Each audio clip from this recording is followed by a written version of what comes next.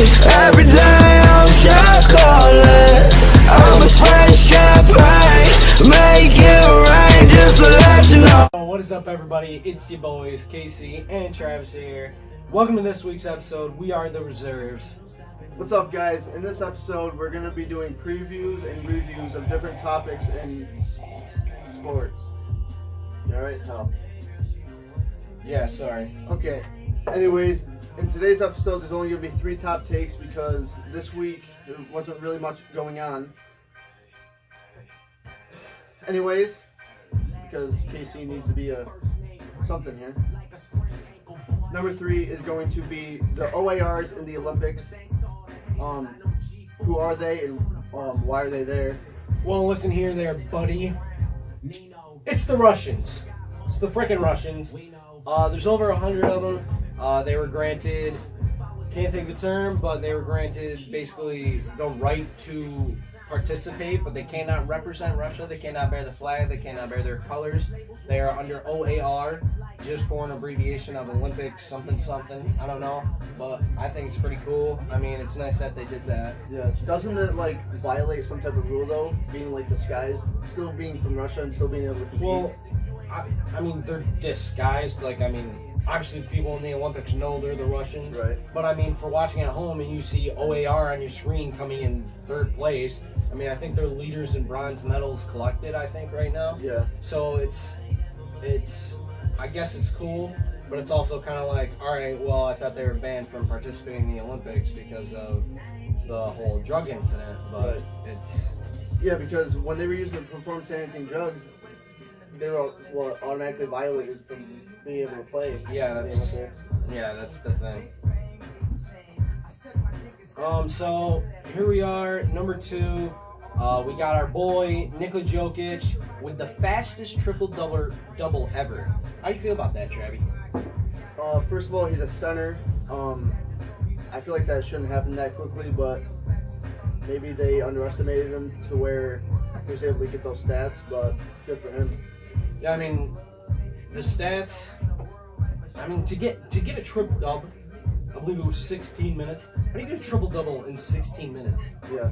That's a lot.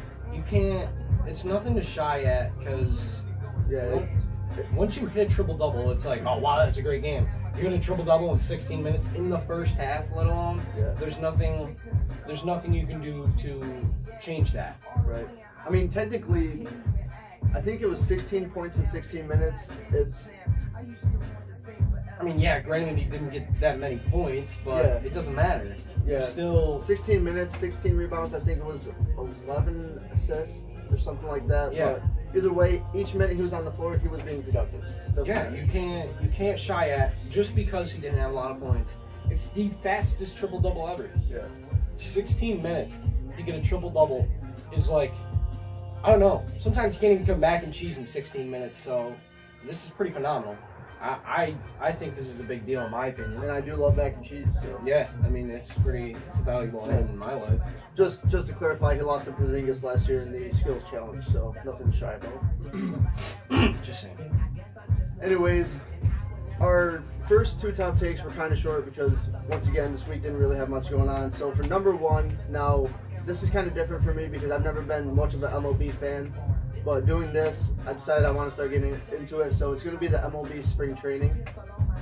And what are we doing with this, Travis? What are we talking about with Spring Training here? So we're going to be talking about, you're going to be discussing the AL best and worst teams of each division. And we're going to be going with the National League. Yes, sir. And we're going to compare.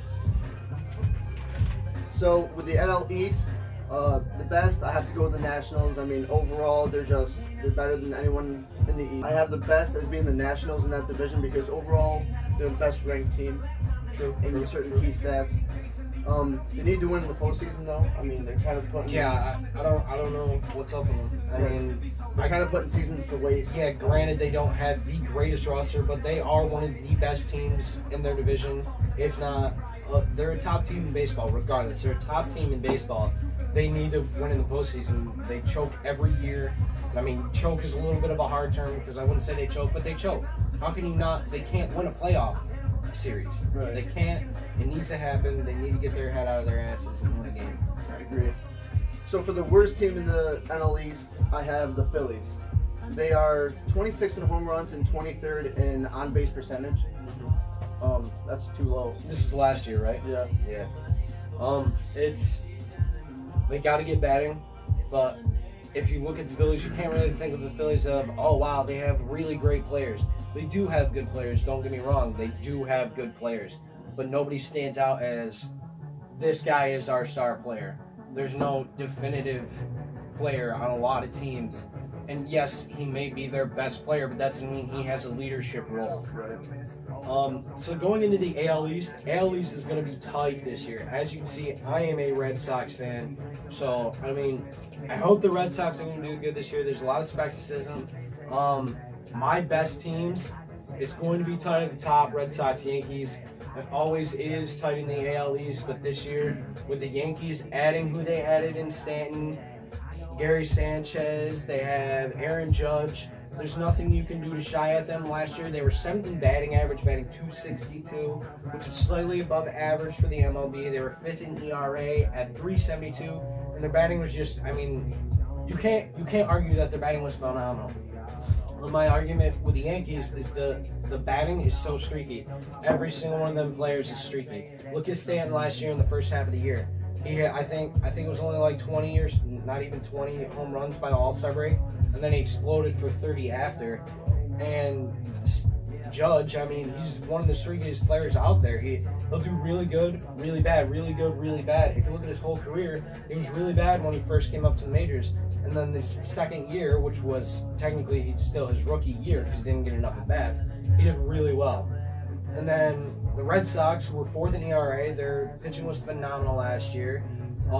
Their home runs lacked so bad. I don't remember exactly where they were in home runs, but it's so bad. We need a power hitter. We don't have a definitive power hitter since Poppy left.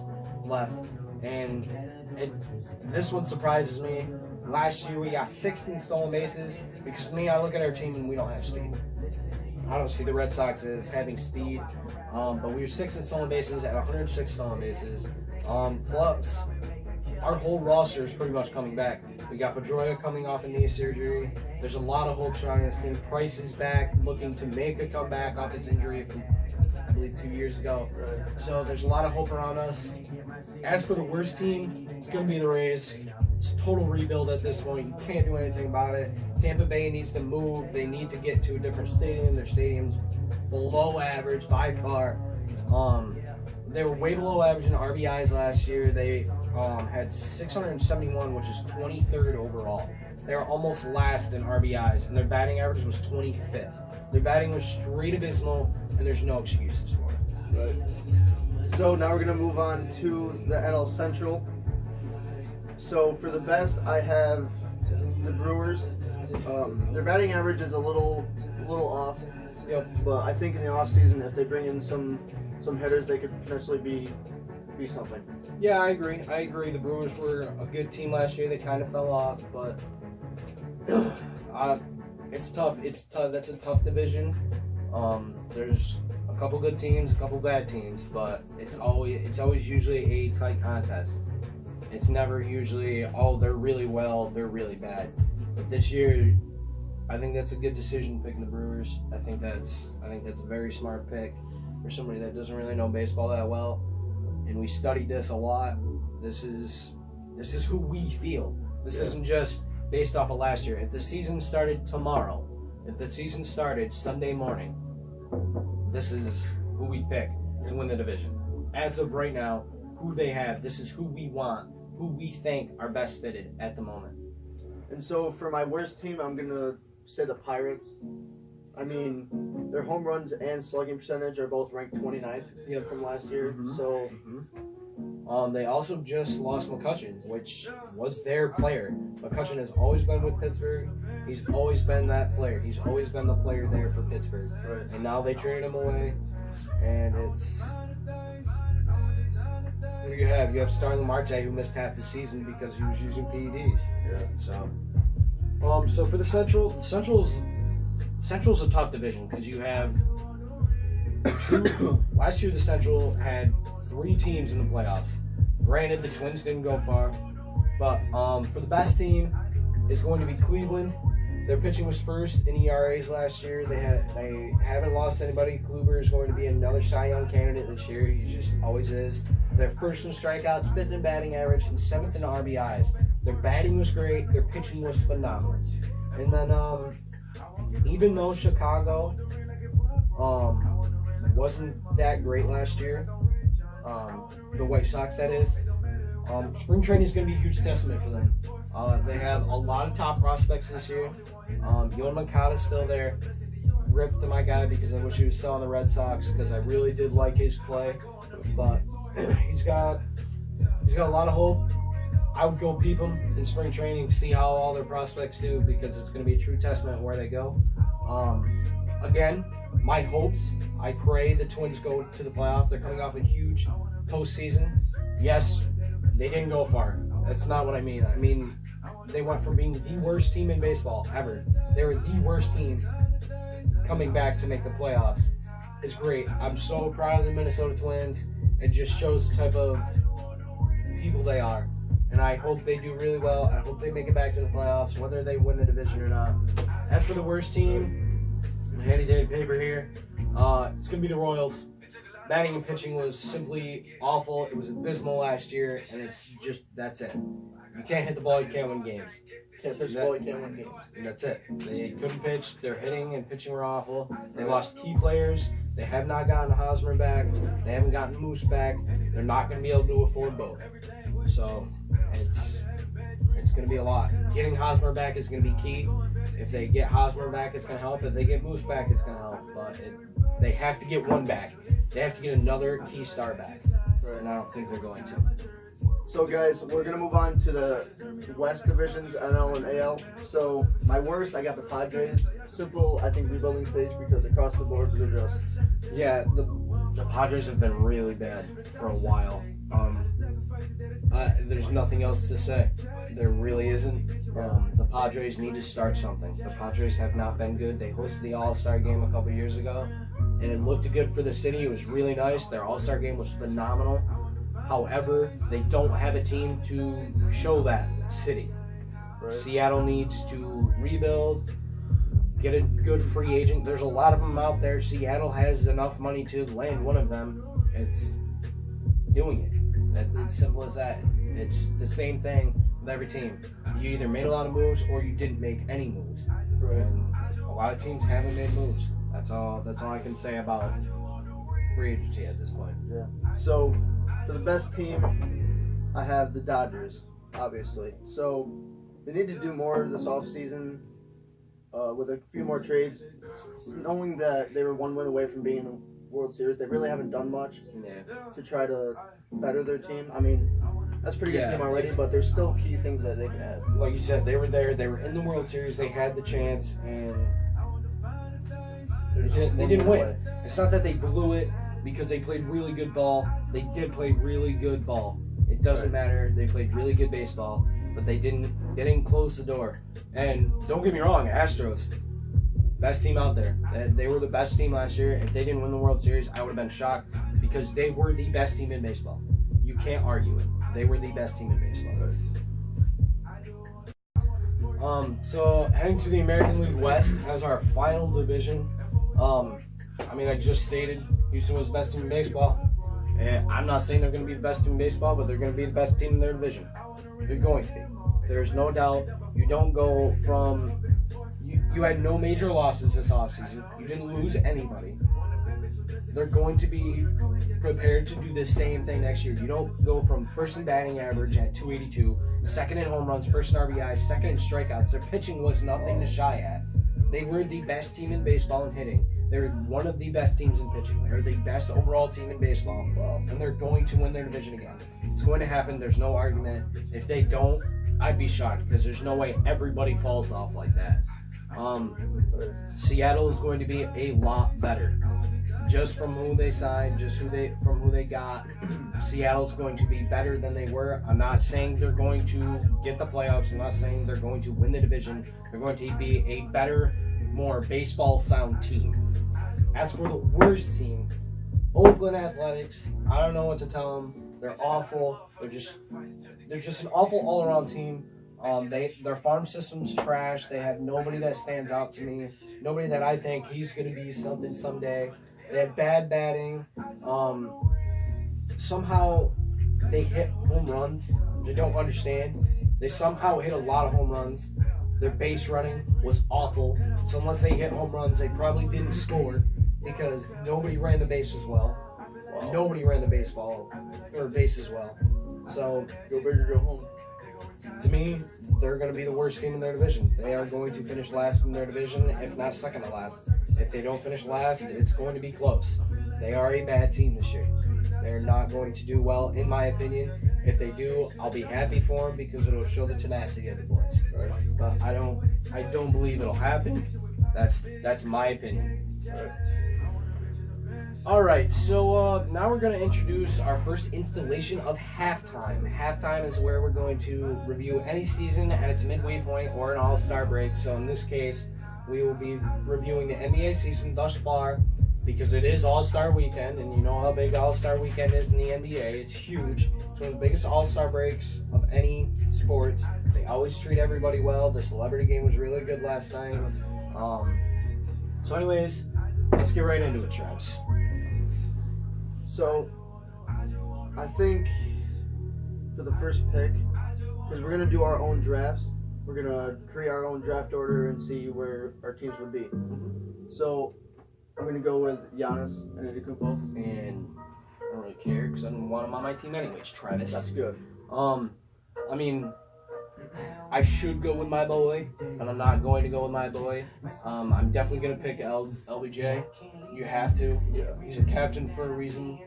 So I'm going to pick LBJ to be on Team K-Dub. Right. K-Dub because we get dubs. So. Yeah. So, next I would probably pick Joel Embiid. I've never been a big fan of him, but just because of his injuries, and he could have been in the league about 4 years ago. But the way he's been performing and consistently staying healthy, I mean, he's nothing to shy at right now. He's really, besides his injury history, he's been really well. He's done really well, and I really enjoy his playing, even though I don't like him as a person. Right. I don't want to say I don't like him as a person, because I do. I don't know. There's just something I don't like about the guy. He doesn't seem like the guy he shows. With my second pick, I am going to pick Anthony Davis. I want another big man. Okay. I like his style of play. I don't think it's really profound. If it was Karl Anthony Towns, I'd rather have Karl Anthony Towns, but Anthony Davis is who I'm going to pick. Okay. So, I'm going to have to go with Kyrie Irving. I mean, He's the boy. he's a point guard. He's a leader. I mean, That's true. Very true. went to the Celtics. He's leading that team. That's very true. So, I got to have a good point. It's tough. I want to pick DeMar DeRozan, but I'm going to save him. If you pick him, I'm going to be pissed, but I'm not going to feel bad. Go ahead. No, go ahead. I'm going to take Steph just because not because he's the only other point in the starters. Yeah. I'm going to pick Steph because he's a good player. He's a great shooter. He passes well. So, You know, I don't think people give him a lot of credit because ever since Durant came, I don't want to say necessarily slowed down with his three-pointers, but he's becoming more of an actual point. yeah, he's than not just pulling up. Yeah, it seems like he's actually playing more basketball than just Yeah. I'm just going to throw this up from the half-court line every time I get the ball. Which, I mean, granted, Yeah, you could do but it if you do it if you can. I'm not saying don't because Yeah. it's really cool. It's funny, but it's also like, all right, let's play some basketball. Right. And since Durant's gotten there, he's played more of a basketball style sport. Right. So, for my third pick, I'm going to go with a shooting guard. I'm going to have to go with James Harden. I mean, he's just a nasty player. And granted, he's not a defensive player, but neither is the All-Star game anymore. So I'm not really worried about it. Yeah, there's blocks. There's nice blocks. I'm not going to say there's no defense, but there's no defense. There's nothing. It's not a defensive driven The only game. All-Star game that I think I've ever seen that actually plays defense is hockey and baseball. And baseball is still really leisure. Unless they hit a home run, they don't really exactly run that hard sometimes. So with my pick, now I'm finally going to pick my boy DeMar DeRozan. Rip to my guy. He's my boy. He's just a great overall shooting guard. Nobody can argue it. He's one of the best shooting guards in the game. Up there with fucking James Harden. Up there with Jim Butt. Like, they're just good. They're good players. If you put DeMar DeRozan on any team, he's going to perform well. But it doesn't mean they're going to win games. I'm not saying he's that type of player. But you put him on a team, they're going to compete. He's going to give you valuable minutes. That's a fact. So I'm going to go with, well, I wish I could go with Carmelo Anthony at power forward. I mean, he's my man. If you guys haven't seen, I have the 2 jerseys, and I've always loved him, but I can't. So I'm going to go with Draymond Green. I like that. Despite his playing style, which I don't agree with, too physical. I really don't like it. I like how you went off the reserves team. I really do. Because, you know, we are the reserves, and that's all it takes. Just because you're not a starter doesn't mean you're not there. Yeah. That's the whole point behind our name. We're out here. Not a lot of people know about us, but we're here. We're the reserves. We're there in case anybody big goes down. Shout out to ESPN. Final pick in our little mock draft here for the All-Star game. I picked KD. I picked all starters. I feel like the team I've selected with Steph, Durant, LeBron, Anthony Davis, and DeMar DeRozan are all a sound team. I feel like if they were on a team, it'd be difficult to beat them. But I also feel like if they were on a real team, it'd be like the Steve Nash Lakers or so on. They might not mesh well, but it's the All-Star. Yeah, it's the All-Star game, so I feel like they'll play really well together, just because it's all about having fun. Right. So I feel like it'll be really nice for them, and so on. Right. All right, guys. So that concludes it for our draft, and what we're going to go on to now is who's going to overachieve and underachieve in the second half of the season, and we're going to give our takes. Who I think who has overachieved, I want to say the Timberwolves because they played really well. But I mean, you can't really say they overachieved because of who they got. You know what I mean? You can't really say they overachieved because you expect them to succeed now that Jimmy Butler is there, at least more than they did. But that's my overachiever. They're playing really, really sound basketball. Houston Rockets are up there. They're a close second for overachievers because of everything that went on in the offseason. Underachiever. Biggest underachiever, it's the story of the year is the Cavs. Who they got in the offseason with D-Wade, and they got D-Rose and everybody else.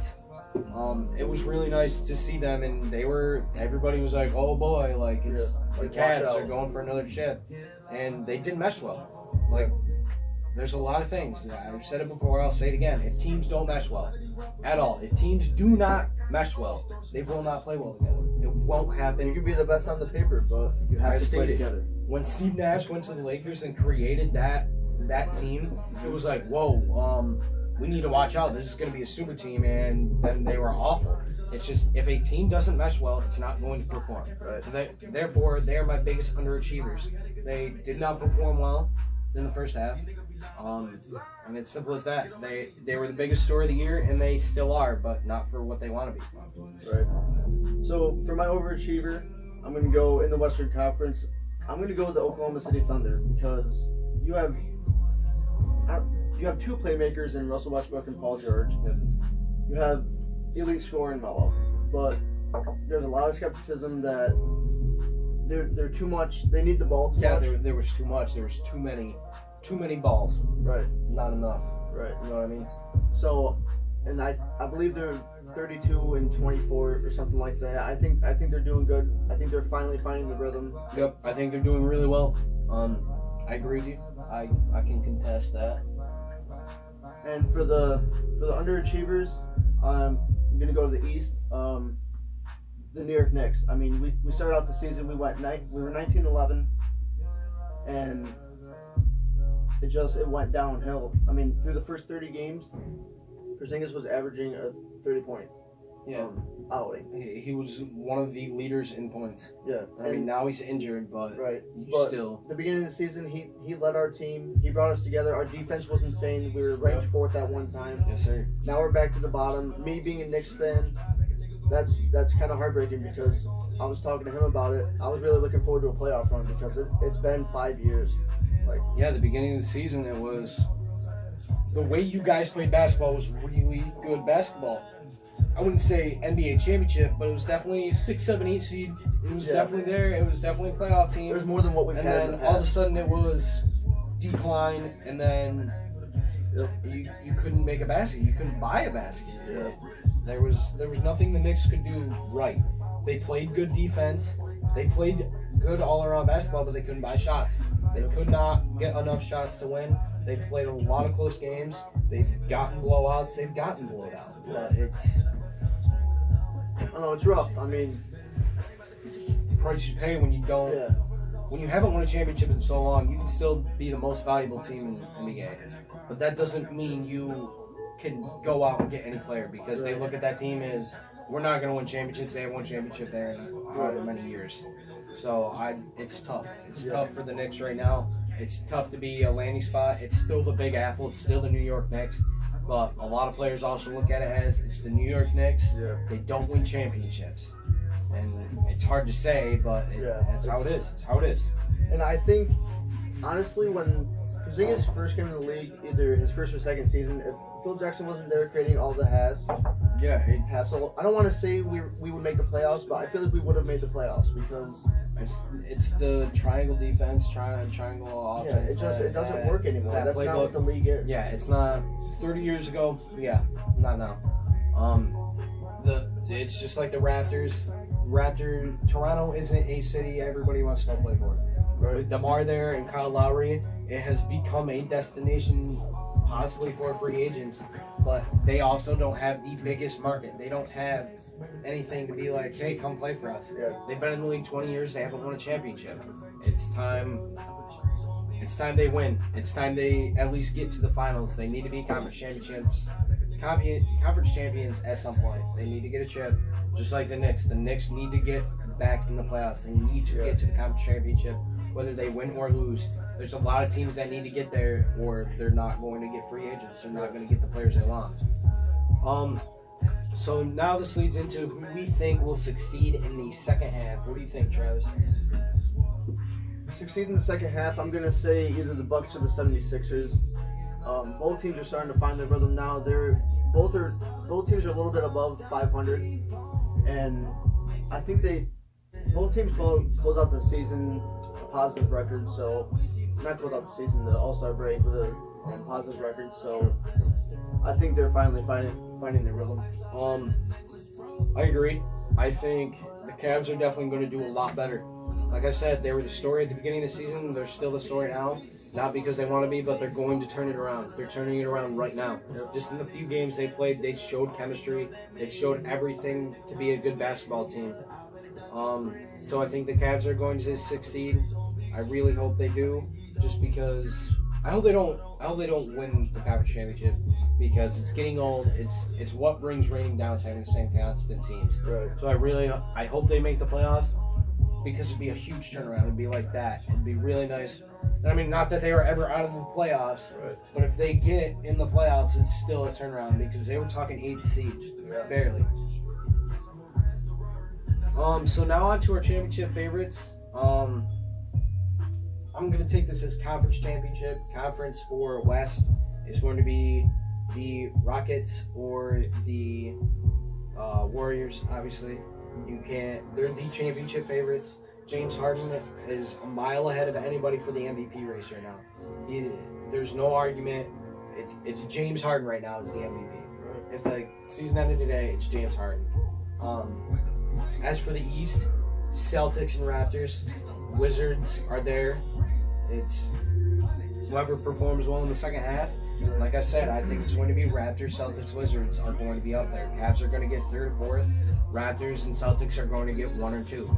It's just going to flip-flop. The way they both play basketball, it's still going to be those 3 teams right there in the top 5. I'm gonna have to.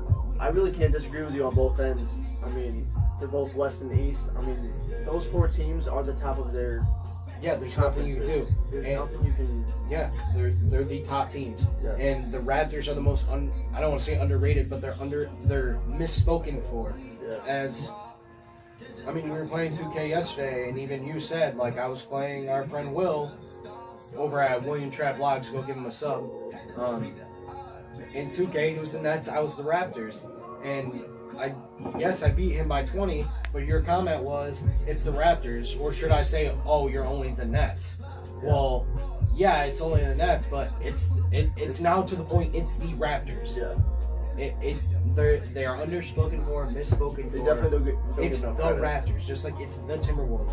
They don't get enough credit for what they do. Yeah. They're one of the best teams in basketball right now, whether people like to admit that or not. You can't shy at them. You can't shy at the Timberwolves. And we're a playoff contender. We're a championship contender, and people need to start speaking like that. How often do you hear about it? How often do you hear about the Raptors? Exactly. You don't hear about them. They're the only team in Canada. They should be talked about a little bit. Yeah. And they get I don't want to say frowned upon, but they get misspoken for. Yeah. They don't get the attention they deserve. Right. Alright, well, ladies and gentlemen, that concludes this week's episode. We hope you enjoyed it. Make sure you subscribe if you haven't. Make sure you like, and if you like what you see, make sure you hit the button for like, turn on post notifications. Make sure you comment below what you think of our episode, what we can do to improve.